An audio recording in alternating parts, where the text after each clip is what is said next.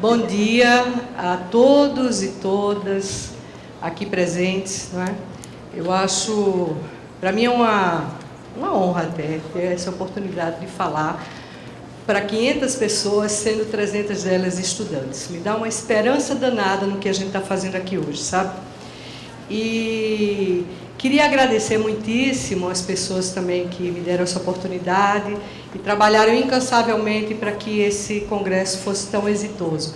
A Cícia Gorski, a Francine, a Helena, a Lígia, a Fanny, a Francisca, tantos que colaboraram e trabalharam para carregar o piano de um evento que eu julgo importantíssimo, no que congrega um pouco da academia e um pouco da área de atuação profissional, não é? Esse não é um congresso, um formato muito usual, não é? Ou a gente tem um formato essencialmente acadêmico, ou de associações corporativas, de categorias, etc. Então, eu vejo com muito bons olhos o começo de uma bela amizade, como diria Humphrey Bogart no final de Casablanca. E pronto, Fábio, agora você pode contar o tempo.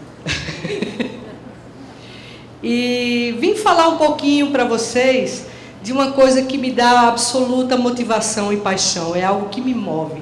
Trabalhar com as pessoas na paisagem, para a paisagem, pela paisagem, não é? Tanto que no Cidade Acolhedora, Francine, me permita, eu botei um pequeno adendo, que a gente precisa ver a paisagem também pelas pessoas.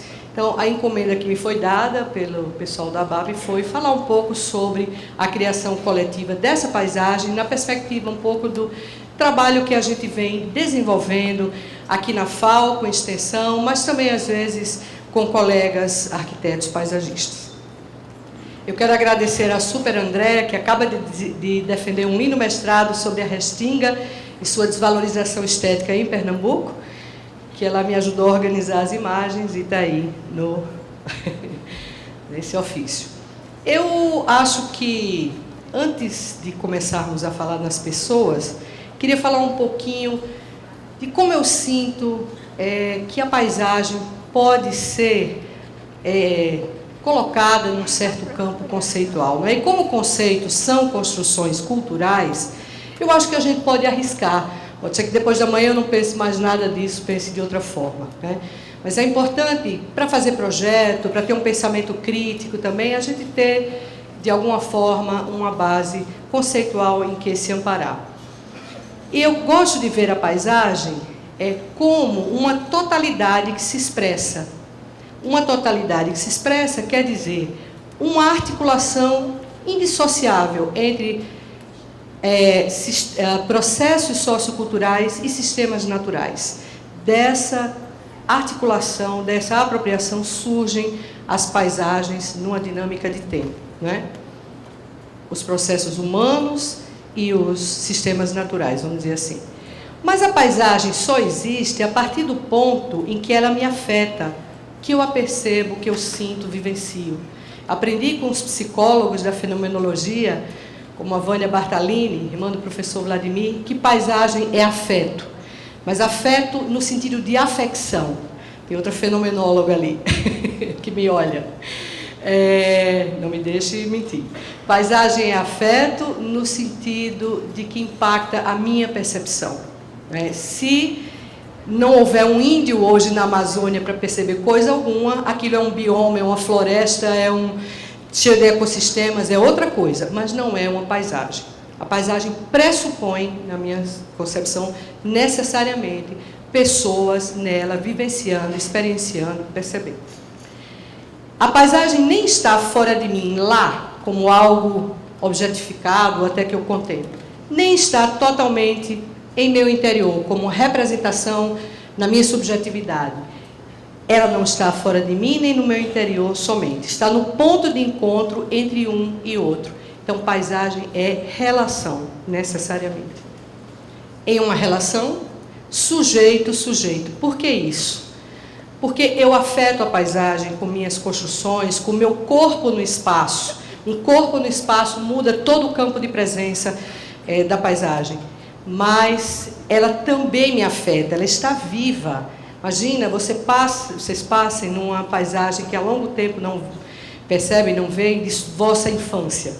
que aquilo mexe com o seu imaginário, com o seu inconsciente? Como é que ela não me afeta? Ela me afeta e muito, né? Então, é uma relação sujeito-sujeito. Necessária a gente entender a paisagem não como uma coisa, como um objeto, só na sua materialidade, algo que está lá, longe de mim, mas nessa relação mesmo mais indissociável. Então, se é a totalidade que se expressa, a paisagem se oferece generosamente, gratuitamente, nem sempre, mas generosamente, a fruição desinteressada, mas também a leitura crítica de mundo. Quer dizer que a paisagem tem um potencial pedagógico extraordinário, além de poder ser um lugar de contemplação, de prática estética, de fruição, ela pode, nessa totalidade que se expressa, expressar injustiças sociais, ação predatória na cidade, ou também espaços interessantes que conversam melhor com a população. Por exemplo, este território aí do Sublime só é uma paisagem se tiver alguém para perceber. E repara, voltando ao slide anterior, como também a presença do corpo nesse território, nesse espaço, modifica, altera totalmente o campo da paisagem na nossa percepção. Pode passar? E, nesse sentido, eu quero crer que a paisagem já é uma criação coletiva, porque as pessoas alteram a paisagem, seja pela forma como se apropriam do espaço livre público, por exemplo, a Avenida Paulista, que suponho, né, que todos conheçam. Eu esqueci de saudar essa diversidade linda que eu estou vendo aqui do Brasil inteiro, vários sotaques, alguns parecidos com o meu também, né? Então, perdoe-me por só trazer uma paisagem paulistana, mas eu creio que todos conheçam. Tem alguns seres humanos numa hora muito no começo da manhã, e ela está quase vazia, vamos dizer assim, no sentido que a gente conhece a Avenida Paulista apertada. Ela se oferece como um tipo de paisagem, porque só tem poucos seres humanos e alguns carros. Já num outro momento, também essa paisagem se modifica pela ação das pessoas, pela forma como elas se apropriam, estejam elas em movimento no automóvel ou estejam olhando em outro ponto de observação todo esse panorama. Ou quando, providencialmente, um prefeito fecha a avenida para os carros e abre para o povo e introjeta nesse imaginário esse direito ao espaço livre, ao espaço público, né? Mexe com a imaginação também das pessoas, além do imaginário. Então, a Paulista no domingo também é uma festa da população, indistintamente. Todos os credos, todos os gêneros, todos os sotaques estão lá fazendo coisas na Paulista no domingo. A paisagem também, as pessoas também alteram a paisagem pela forma como transgridem os desígnios do espaço urbano, né? O arquiteto paisagista projeta, vá por aqui, sente ali, faça tal coisa no playground, suba não sei aonde. E aí, as pessoas põem uma tirolesa na Avenida Sumaré. Quem mandou fazer isso? Não teve nenhum projeto indicando que isso deveria acontecer. O ar de felicidade desse cidadão, num rapel também no mesmo lugar, na Avenida Sumaré, né, é outra paisagem. Ou ainda essa atividade, não é, tão interessante do parkour, que vai transgredindo toda aquela imobilidade da quadra como módulo essencial do tecido urbano e vai pelos interstícios e sobe e desce. Então, é outra paisagem quando essas pessoas fazem isso e como elas percebem também essa paisagem. E também é uma criação coletiva pela forma como efetivamente constroem a paisagem com suas casas, seus espaços livres privados, quintais, jardins, como em Paranapiacaba, cadê a pessoa? Onde a nossa querida Elaine está fazendo uma bela pesquisa, trabalhando com a população invisível nesse lugar de patrimônio. e bela natureza. Ou no Jardim Damasceno, na Brasilândia, onde estamos trabalhando agora também. Então, isso é uma paisagem? Veja, não é consenso, e é bom que nem seja, mas há alguns autores que não acreditam, não querem crer que isso seja paisagem, porque a presença da natureza teria que ser mais evidente, mais forte, e que assim a gente banaliza o termo paisagem. São questões aí para a gente discutir, eu não estou fechando nada, estou só dizendo a base em que me apoio hoje, 9 de setembro. Pode passar. Ou na virada cultural, não é, que agora percorre paisagens mais periféricas da cidade, se tornou mais democrática, mais acessível, não é? E a gente acaba, então, sentindo que as pessoas também são a paisagem. Não é que a gente faça a paisagem e as pessoas depois se apropriem delas só. Elas também são a paisagem, elas também alteram essa dinâmica da paisagem. Bom, então, tomando como premissa que as pessoas não apenas estão, mas são parte da paisagem, é legítimo pensar que elas devam participar dos desígnios de projeto que afetarão seu cotidiano, seus lugares de vida?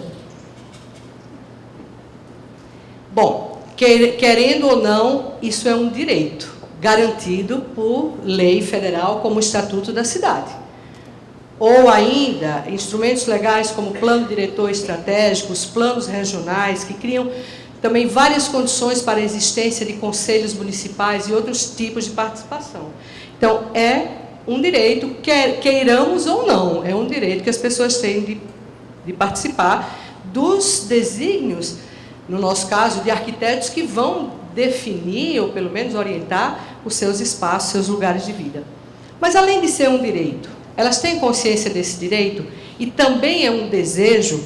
Eu quero crer que no Brasil recente tenhamos visto vários exemplos de como as pessoas estão desejosas de participar da vida política nacional, de causas que lhes dizem respeito, não é? Há movimentos de parques agora surgindo em São Paulo, uma coisa linda. E, nesse sentido, é que eu vejo esse desejo no sentido de que se criem paisagens mais responsivas, não é? Que respondam, que possam atender alguns anseios das pessoas, tornando, então, a cidade mais acolhedora, que é o título do nosso congresso aqui. Bom, eu sou uma ardorosa, vamos dizer assim, apaixonada por trabalhar com gente na paisagem, certo? E eu acho que, se é um direito que está na lei e é um desejo que as pessoas querem, os arquitetos do século XX, que não trabalharam com isso, vão ter que se adaptar a essas novas realidades. E os jovens, aqui presentes e tantos outros nessa escola, nas escolas do Brasil, também vão ter que ter uma formação um pouco mais orientada para esse trabalho, sob pena da gente pular miudinho com conflitos e contradições inerentes ao processo participativo. Agora, há vários desafios, eu só pontuei 2 aqui. Eu acho que nessa hora também que participação pode ser tudo e qualquer coisa, tá certo? Com todo o respeito, participação pode ser a turma do Bolsonaro enchendo a Paulista inteira. Isso é um tipo de participação. Regimes autoritários já se fizeram com base também na participação popular. Então, o que é essa participação? Que participação queremos, né? É preciso ter, então, a princípio mesmo, uma visão crítica do que é a participação da sociedade nos vários processos em que ela o fizer. Então, por exemplo, uma coisa que eu acho que a gente tem que ter em mente é um processo participativo necessariamente resulta em um bom projeto? Não. É possível, a gente já viu vários projetos aqui hoje, belíssimos e bem apropriados. Posso citar a Lina Bobardi, no MASP, que fez um trabalho que não foi participativo, mas ela tinha um conhecimento de Brasil, da cultura brasileira, e uma sensibilidade política, inclusive, para colocar aquele espaço aberto o suficiente, porque ela sentia que aquele lugar tinha esse potencial gregário de juntar gente, né? Então, mas tem, claro, o pulo do gato, do expertise do arquiteto, do urbanista, enfim, de quem estiver trabalhando com essa área aqui nossa particularmente. E também acho que, ao contrário, também já vimos muitos projetos burocráticos de atendimento a demandas de população. Então, acho que essa síntese interpretativa que o arquiteto paisagista, urbanista, tem que fazer é esse pulo do gato, da sua inventividade, da sua artesania, da sua arte, que avança o projeto na interpretação dos dados que vêm do campo. Também existe um certo excesso de participativismo. Já recomendo a vocês que se interessarem pelo assunto, que leiam o texto da professora Hermínia Maricato na Carta Maior, está na internet, é só colocar no Google. Nunca fomos tão participativos, porque ela questiona justamente: temos uma real ingerência nos destinos dos espaços que vão ser criados, da cena política? A gente pode gritar adoidado, mas a escuta não acontecer.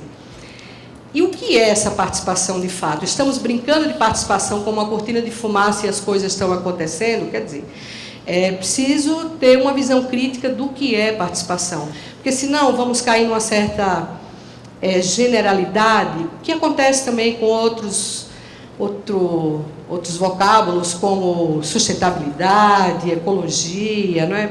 Pode ser também tudo e qualquer coisa. Uma outra coisa, também como desafio para a gente, é o acolhimento da diversidade do dissenso, longe de ser consensual, um processo participativo, como o que o Fábio está enfrentando agora, e ele deve contar, talvez, logo depois de mim, aqui em São Paulo, nos planos regionais, é conflituoso, é contraditório e tem muito dissenso. E, às vezes, o dissenso é aquela peça que faltava, diferente de uma opinião geral, que às vezes é formada pela mídia, sabe? Assim, acontece daquela pessoa que fala diferente, assim, realmente fazer a diferença no projeto. Então, como é que a gente acomoda? Às vezes tem uma noção de democracia muito ligada à opinião da maioria, né? Mas, assim, e como trabalhar esse dissenso que fala uma coisa que ninguém viu? Então, acho que a gente tem que estar aberto a essa alteridade, né? O outro, pescando subjetividades e sutilezas. Não descarto de jeito nenhum os colegas que trabalham com questionários de escala semântica nem quantitativos, mas eu acho que eles servem para alguns propósitos, não para pescar subjetividades e sutilezas das percepções e opiniões da população, porque às vezes vem um discurso pronto, que repete padrões da mídia ou do que está aí no ar. É preciso, às vezes, uma abordagem qualitativa capaz de quebrar aquele discurso e puxar lá de trás uma real opinião, uma real percepção dessa pessoa. Bom, enfim, então, um processo aberto à alteridade, à subjetividade, às sutilezas da cultura do campo simbólico em abordagens qualitativas que não só identifiquem demandas, quero isso, mas igualmente revelem percepções, sensações, sentimentos, contradições e conflitos de forma mais cuidadosa e profunda. E creio, pelo menos na nossa experiência, isso tudo interfere diretamente no projeto. Bom, a gente tem vontade de, né, ficar falando mais assim dos projetos e tal, mas eu só pincei 3. Quantos minutos? 15? Obrigada. Pensei alguns trabalhos de arquitetos paisagistas. O Jonatas está aqui? Não. Tá?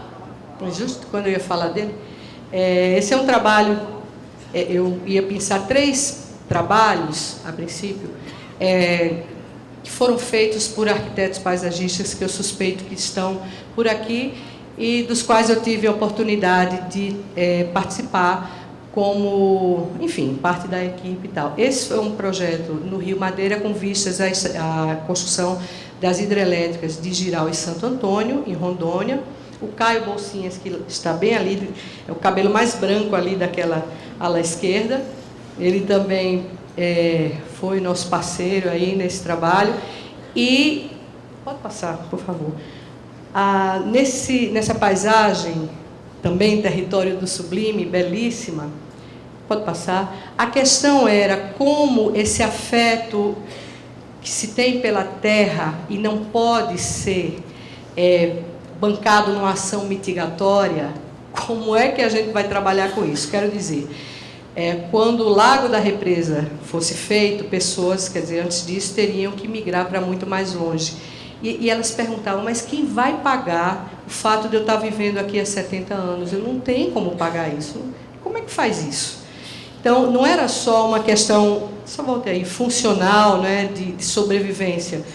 Essas pessoas aí em Palafita, elas trabalham e vivem do rio, né, da hidrodinâmica do rio. O rio seca, planto, o rio enche, pesco, né? Então, além de todo esse transtorno e da ruptura dos vínculos sociais, eu ainda ia para outra paisagem, completamente diferente daquela. Enfim, esse drama eu acho que todos conhecem. Mas foi um pouco, trabalhou-se muito com sociodrama e psicodrama, uma psicóloga conduziu esse processo. Pode passar? Pode passar. Em Ilha Comprida também, com o escritório do Sidney Linhares, um conflito complicado, assim, o Santuário de Vida Silvestre, uma APA, santuário, mas isolada do mundo, com jovens pedindo para que a urbanização viesse, que eles fossem melhor inseridos, porque realmente esse isolamento levava a muitos problemas sociais. E a questão aí, então, era, pode ir passando, como intervir o mínimo para dar suporte à vida nesse lugar, sem desagregar, sem motivar um processo predatório, né, de dilapidação da natureza, vamos dizer. Aqui também, o Benê está aí? Cadê o Benê? Bom, todo mundo que eu ia falar sumiu. O Benedito Abud também, nós tivemos a oportunidade, o Caio Bolsinhas e eu, de fazer parte de um parque que vai existir no distrito de Perus. A questão era que a população, que hoje é 150 mil, vai dobrar até o ano 2020. E essa é um trabalho que tem uma participação forte da engenharia hidráulica no reafeiçoamento hidrodinâmico de toda a água da região, dessa bacia, para poder mitigar enchentes ou evitar enchentes, etc. Então, essa área esquerda, é aquilo que o Paulo mostrava ontem, é uma área de reservação, um piscinão, desculpem, aspas, aspas, a céu aberto, que acomoda as águas e libera numa vazão controlada para córregos que fazem parte de parques fluviais. Também a questão com a população era, eu não quero sair daqui, eu estou junto da APP, mas não quero, porque tem uma história com esse lugar. E a pergunta, e por que vocês não tiram as pessoas da Avenida Sumaré, que estão em cima lá do córrego Água Branca? E por que o céu foi construído em cima da nascente, etc, etc. Então, toda uma situação conflituosa, que é uma questão para a gente, né? Como é que a gente faz com APPs? A ocupação de APPs em áreas urbanas é uma questão de design ou é uma questão de recuperação da mata ciliar? São essas questões que a gente, né, tem que se bater. Pode passar? Nossa, só 10 minutos? Então passa rápido. Só para mostrar a oficina e o tipo de conflito. No final, a gente fez uma lista de direitos. Se eles quisessem procurar a defensoria pública para batalhar pelas suas casas fossem, se eles quisessem batalhar pelo meio ambiente, era no Ministério Público, enfim. Foi um processo também mútuo de educação, vamos dizer, desse espaço. E aqui eu queria mostrar um projeto do qual não participei e me ressinto disso, mas eu não conhecia esse pessoal antes, que aconteceu com o escritório do Raul Pereira, com consultores como Caio Bolsinhas e Silvia Dobre, uma arquiteta paisagista, amiga nossa. Só para aí nessa imagem. Eu vou contar muito rapidamente um processo que é de uma riqueza extraordinária. Se alguém quiser depois ler sobre todos esses assuntos, há links e acessos fáceis a essa leitura. E que fala muito desse potencial pedagógico da paisagem, né? O Raul e o Caio foram contratados pela Prefeitura de Diadema para arborizar a cidade. Só que Diadema é a segunda cidade, eu não sei ainda mais compacta do Brasil. Ou seja, muito densa. A primeira, se não me engano, é São João do Meriti ainda. E, nesse contexto, não haviam próprios públicos, espaços generosos para a arborização. E isso foi antes do Google também, com os instrumentos que se tinha na época. O que aconteceu? Nesse sobrevoo pela cidade, eles observaram que os quintais das escolas públicas eram ainda os espaços generosos possíveis de receber um projeto de arborização urbana, e que isso, em sua somatória e articulação, iria fazer um efeito na cidade como um todo. Pode passar? Só que o que poderia ser um projeto muito no sentido de encomenda, né, e prestação de serviços, virou um grande projeto pedagógico que durou 3 anos. E, pasmem, participaram dele todas as escolas públicas do Estado e da Prefeitura de 2 partidos diferentes. Eu acho que eram outros tempos também, né? Talvez, não sei como é que seria hoje. E um projeto apaixonante, porque, como dizem os autores, entrou na corrente sanguínea da escola. Os temas de ambiente e paisagem foram transversalmente trabalhados em todas as disciplinas, indistintamente, né? E relacionando outros aspectos da vida, até sexualidade, etc, etc. E o que me também anima nesse trabalho, foram 3 anos as escolas trabalhando isso, né, o tempo inteiro.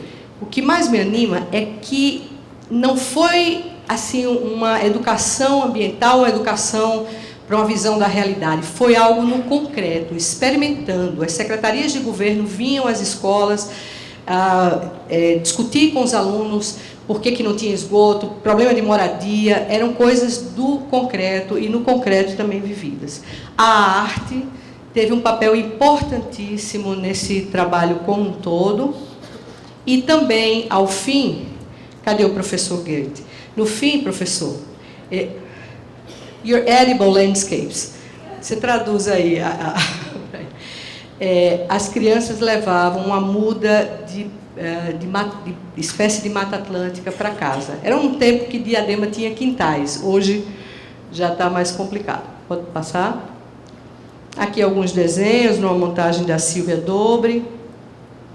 A festa, a celebração que sempre acontecia ao fim do ano, com muita atividade, né? Essa é a sua Edible Landscape. Aí. E os projetos, desenho do Caio, que saíam disso tudo com a participação dos jovens e das crianças. Vejam, gente, para a gente, arquiteto paisagista e que tem fé nesta profissão, Jane Jacobs, no seu último texto, que eu não consegui achar, ela dizia: acreditem no arquiteto paisagista, ele será o profissional importante do século XXI. Jane Jacobs, viu? Então, fiquemos ligados, podemos citá-la. E eu acho também que quando a gente atua nessa forma pedagógica, dialógica, de troca de conhecimento, de construção de um outro conhecimento, a gente está formando uma coisa muito importante para o país, que é uma cultura paisagística. É preciso que a gente forme mesmo pessoas, gestores públicos que possam ser capazes de absorver uma formação cultural. Só para dizer para vocês, a ASLA, que é a nossa ABAP, né, estadunidense, eles têm um departamento só de difusão cultural, que vai nas escolas, associações de bairro, vai nos lugares, dando cursos, palestras, participando de atividades, para mostrar o que é esse profissional arquiteto paisagista, para que ele serve, né? Então, eu acredito que esses trabalhos que a gente faz mais visceralmente participativos caminham um pouco nessa direção. E eu vou mostrar só, para terminar, 2 lugares que nós estamos trabalhando que congregam parcerias de universidade, população, vamos dizer, sociedade e poder público. A iniciativa privada, as ONGs, as associações, todos os atores sociais são bem-vindos, evidentemente.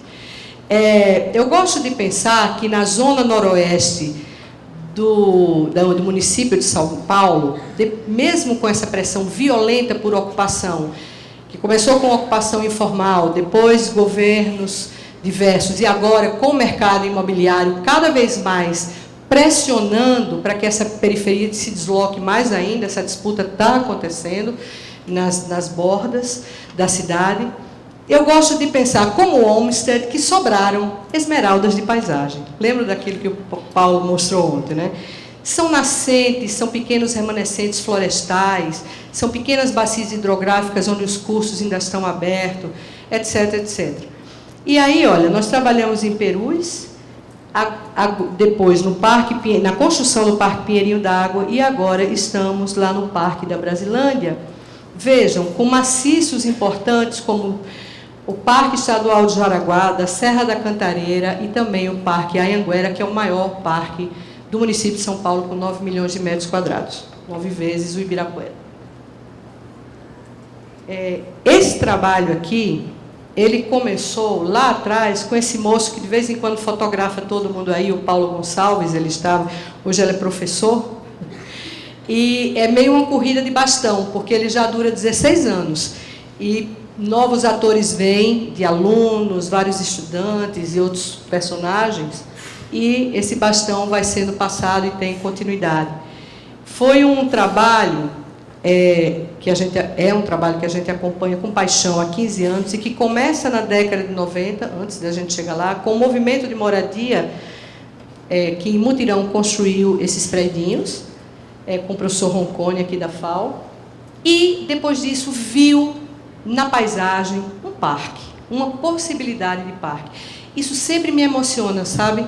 Porque são pessoas que não ficam reféns das necessidades imediatas e aceitam barganhas manipulativas dizendo que quer parque ou creche, quer escola ou posto de saúde, quer posto policial ou não sei o quê.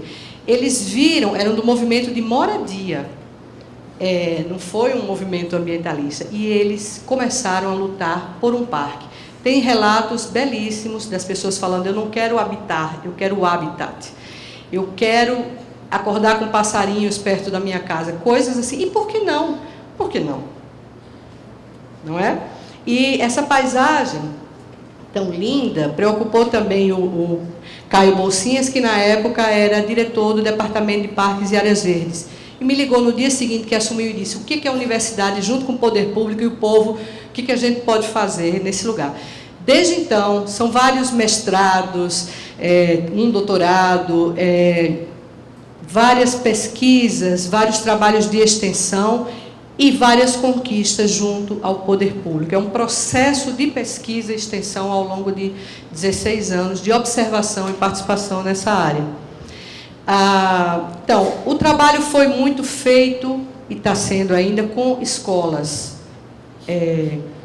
E essas manifestações pela arte das crianças são extraordinárias sempre, né? Eu acho que quem trabalha com isso sempre vê essa capacidade, assim, porque não tem a trava do desenho que começa aos 12 anos, não sei desenhar, não é? Então, todo mundo solta a franga, são trabalhos sempre muito bonitos.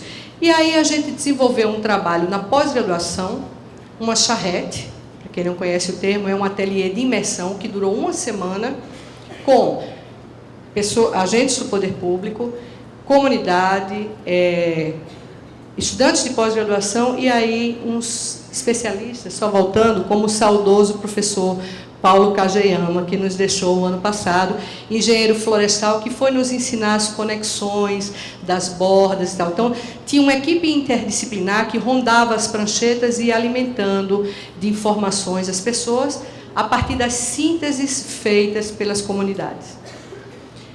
Pode passar?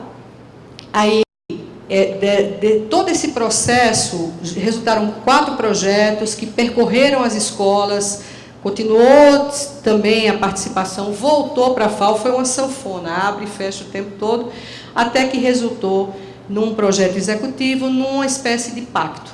O que a universidade propõe, o que a comunidade quer e o que a prefeitura pode. Saiu um projeto que virou um projeto executivo. O parque foi construído parcialmente e dentro dele uma escola transgredindo a lei ambiental dentro de um APP, junto do córrego. Foi um processo conflituoso, complicado, não dá para explicar aqui. Mas como, 5 anos depois de construído, entrou um diretor, Paulo Freireano Porreta, ele fechou a escola e deixou a gente tomar conta durante uma semana para fazer uma nova charrete com as crianças, o turno da manhã, da tarde e da noite, com vistas à criação de uma escola-parque, pensando no Anísio Teixeira, educador e tal. E também um parque-escola. A escola-parque, uma relação feliz da escola com o parque. E o parque-escola, um potencial, um manancial de oportunidades pedagógicas, já que a escola está dentro do parque, ela vai ser meio a cuidadora. Bom, quando a gente fez essa charrete e foi levar essas sínteses para a prefeitura, eu quero dizer que tem uns arquitetos natos. Aliás, tinha pessoas que abraçavam a gente e diziam, me transforme num arquiteto. Eu digo, meu Deus, como assim? O que será que essa... Mas eu acho que é uma coisa assim, da expressão do desejo no papel, assim, de um gosto de estar transformando, né, o mundo e tal. Só volte aí, eu não trouxe aqui a pesquisa, mas as crianças deram um baile para o projeto, porque o miolinho do parque é cheio de apps. E elas começaram a dizer, mas não pode pisar aí, não? Então, não pode ser uma tirolesa? Ninguém havia pensado em tirolesa, tão simples, né? Não pode pisar aí, não? Então, pode ser um arvorismo? Pode ser um bosque de leitura? Pode ser um observatório de estrelas. Eu quase chorei quando eu vi isso, assim.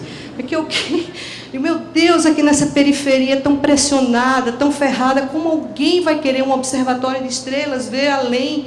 Como assim? Foi um negócio que mexeu muito com a gente. Isso que eu ia dizer, eu acho que a gente vai pensando em transformar o mundo, mexe muito com quem faz. Transforma a gente mesmo, essa que é a verdade. E disso resultou, a prefeitura abraçou, pela Secretaria de Cultura e a Municipal de Desenvolvimento Urbano, onde o Fábio está, um projeto de um parque educador com 24 escolas. Se vocês quiserem ver, tem um blog chamado Parque Educador Pinheirinho d'Água, está tudo lá. E vocês vão ver 24 escolas trabalhando hoje projetos pedagógicos num parque e tentando sempre manter esse parque vivo. Essas pessoas que fizeram a experiência no Pinheirinho voltaram à universidade novamente e solicitaram que a gente fizesse um processo parecido numa gleba que um dia será um parque lá na Brasilândia. Pode passar? Que é uma paisagem também da borda noroeste, né? Onde sobraram remanescentes de nascentes. Tem uma cachoeira dentro dessa gleba. Você imaginou? Favela por todo lado e uma cachoeira lá dentro, esperando assim as pessoas. E aqui umas imagens desse movimento lindo que a gente... Cadê meu parceiro Eugênio Queiroga? Também não está? Hoje ninguém está aqui, que me deixaram sozinho. O Eugênio Queiroga comigo e o Caio Bolsinhas na FIANFAAM com o escritório modelo. Nós estamos, então, começando um processo oficialmente esse ano pro Parque da Brasilândia. Num desejo explícito de parque das pessoas do lugar.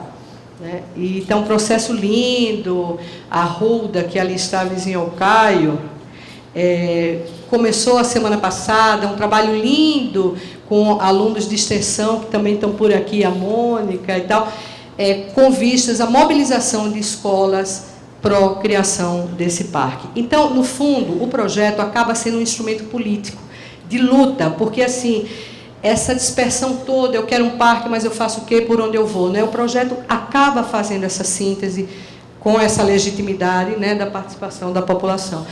E a área é lindíssima, assim, tem 8 nascentes, uma cachoeira, um córrego caudaloso. Também participam arquitetos e biólogos voluntários, o Leandro está ali, a Adriana, as 2 Adrianas, tem um monte de gente. Pode passar? O pessoal da FIANFAAM, né, do escritório modelo. As reuniões, a filha de uma liderança importante. E aí eu vou terminar mesmo, eu tenho 2 minutos? 2? Não, espera aí. Eu vou fazer um processo participativo aqui para ver se eu só posso falar 3 minutos, tudo bem? Então tá bom. Eu queria terminar pensando um pouco nesses arquitetos do século XXI, tá? Porque acho que, não que vou me aposentar tão rápido, nem pensem assim, estou com 60 anos firme, mas eu fico pensando muito no que já está acontecendo no Brasil, apesar do nosso refluxo violento, democrático, que estamos em pleno curso, né, apesar de estarmos vivendo momentos tristes, como diz o Papa Francisco, parafraseando o Papa, tá? Veja bem, há um clamor nas escolas de arquitetura por trabalhos no concreto, no lugar. Claro que a gente sempre trabalha a realidade. Ninguém está trabalhando a realidade do planeta Marte. A gente está falando de Latinoamérica, cidades brasileiras e tal. Mas é uma simulação da realidade, de qualquer forma, nessa distância dos Googles, né? E mesmo com visitas de campo, que já é muita coisa, mas nesse envolvimento, a gente se transforma, a gente transforma a nossa visão de mundo e também o papel da nossa formação, né? Nosso papel social, vamos dizer assim.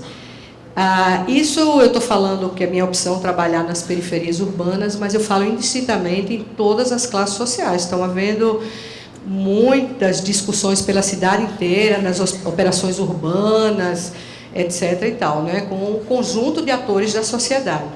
Isso aqui é uma opção pessoal de vida, mas tem crescido essa coisa de escritórios modelo e do desejo de fazer escritórios modelo. Aqui na FAO, não se chama escritório modelo, mas tem um FAO social e vários coletivos que trabalham com movimentos sociais, com população e tal.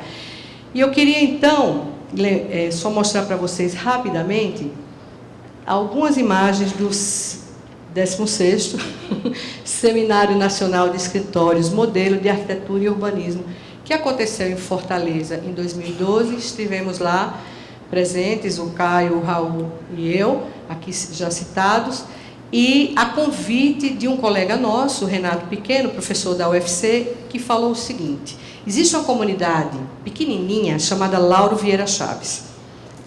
Não é periférica, quer dizer, não periférica geográfica, né? Periférica social. Num lugar de inserção urbana, bacana, tudo bem. Só que está junto do aeroporto e o VLT da Copa vai passar por cima.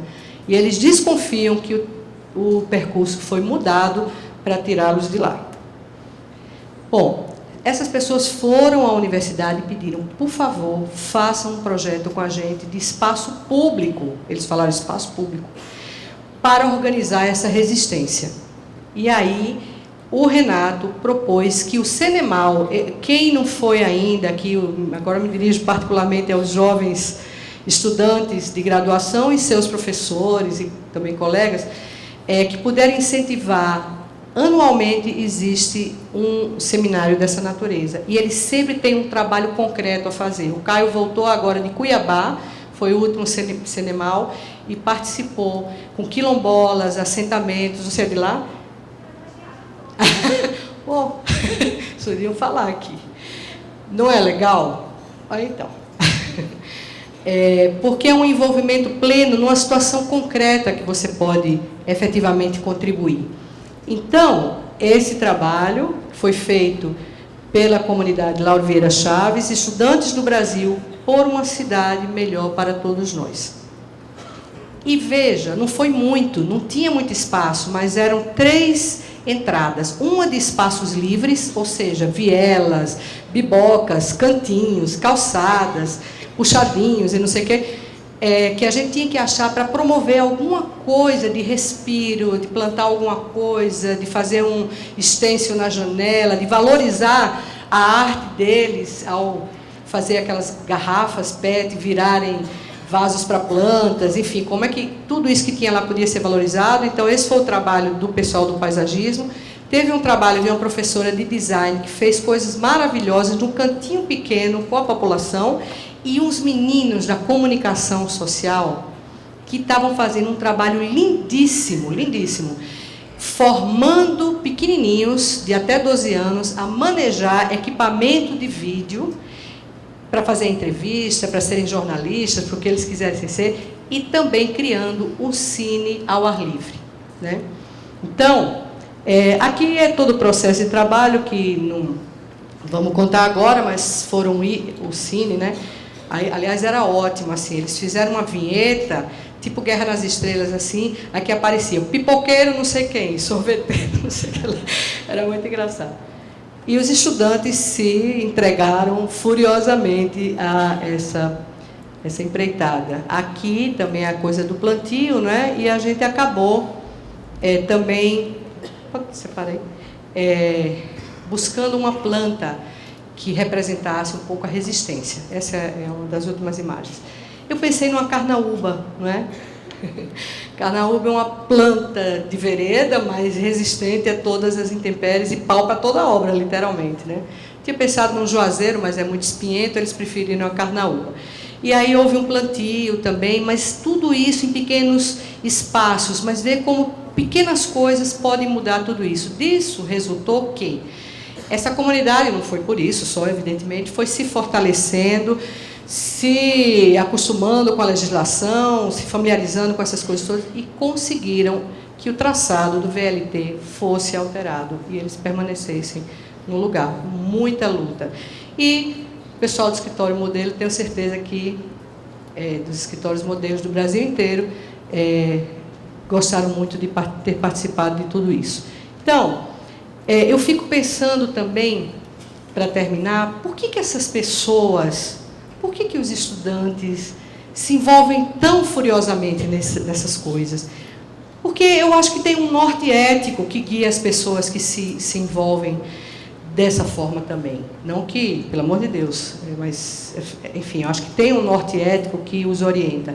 Que é mesmo esse do mote do nosso seminário, o de ter uma cidade acolhedora para todos, com direitos garantidos, que não sejam apenas direitos das necessidades imediatas, já tem creche, fique feliz, já tem casa, está de bom tamanho, mas o direito também à arte, à cultura, ao lazer, ao tempo livre, cada vez mais difícil, com 12 horas de trabalho passando no Congresso, hein? Cada vez mais complicado ter um tempo livre, com crise de mobilidade nas cidades e tal. E, finalmente, por que não? O direito à paisagem, direitos inalienáveis que nos humanizam. Por isso, vocês me permitam, fora Temer, nem um direito a menos. Obrigado.